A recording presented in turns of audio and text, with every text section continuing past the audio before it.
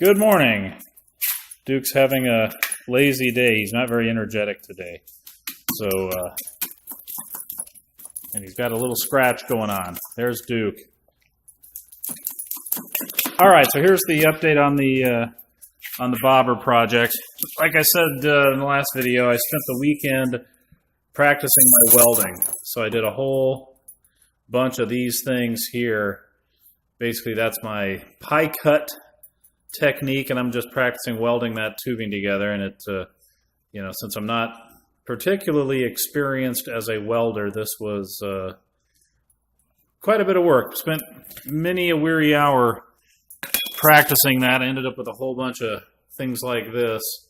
So I can get that to focus. There we go. So lots of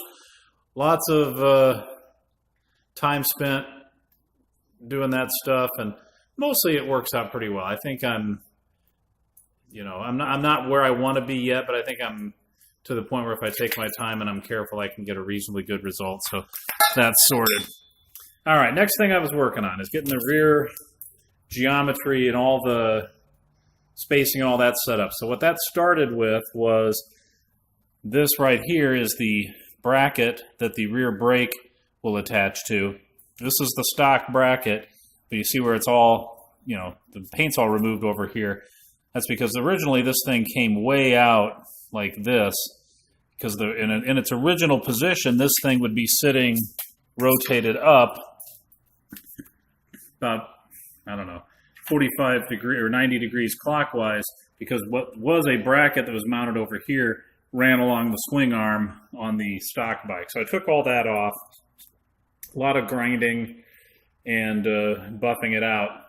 So then when it's all set up, this is the caliper itself. That mounts in there, and that's how we'll have brakes. So the only thing that's left to do on this is Palco is nice enough to give me this tab. So what I need to do is run a rod with kind of pivot joints on the ends from this tab, and I'll just drill and tap a hole right about here in this bracket.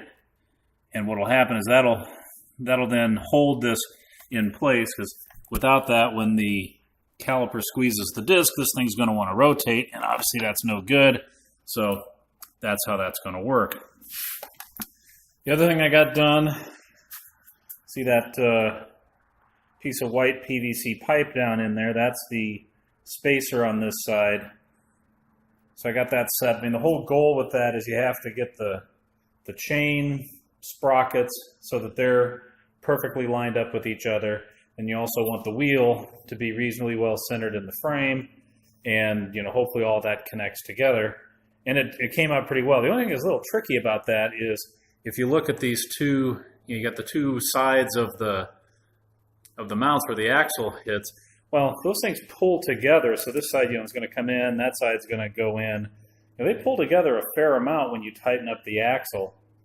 So what that means is that you can't just measure this spacer with everything sitting loose and then line it up. So you got to measure it, then you got to put the nut on the axle, tighten it down, see where it hits, take it all apart, fine tune it, do that a few times.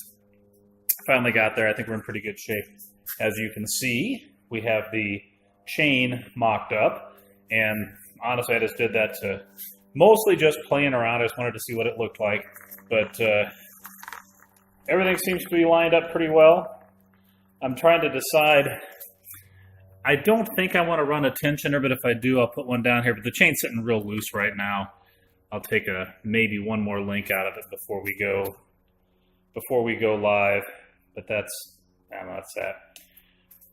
Also went ahead. This was purely just goofing off. I got the front controls mocked in place.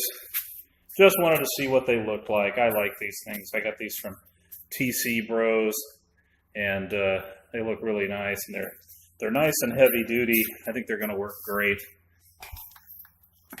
The next step that I'm planning on doing, if you notice, this piece here, this is called the inner primary.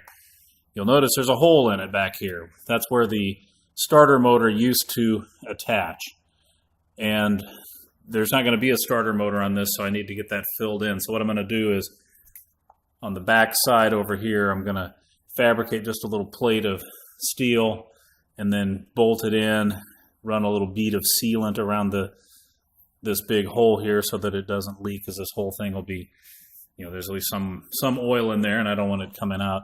So I need to get that sorted out, because hopefully my kicker kit will arrive here in the next few days. I don't know. I talked to the guys at Lead Slide. They said it was going out this week. It's been a couple weeks already, but hopefully they get that sorted here pretty soon. So I need to get this thing on so that I can get the kicker kit in. Once I get the kicker kit in, then I can get the whole primary side buttoned back up, and that'll be done. And looking forward to that. So anyway, that's the update. Talk soon.